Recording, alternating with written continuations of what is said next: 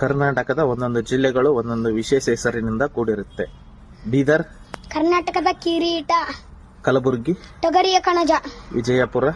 ಗುಮ್ಮಟ ನಗರಿ, ಬಾಗಲಕೋಟೆ ಚಾಲುಕ್ಯರ ನಾಡು, ಬೆಳಗಾವಿ ಕುಂದಾನಗರಿ, ಯಾದಗಿರಿ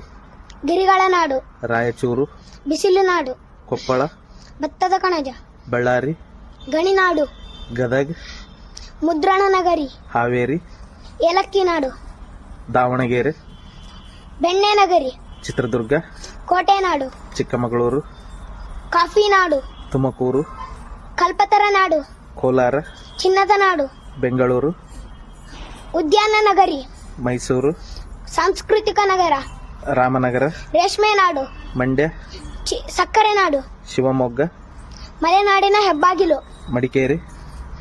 ಮಂಜಿನ ನಗರಿ, ಧಾರವಾಡ ಪೇಡಾ ನಗರಿ, ಮಂಗಳೂರು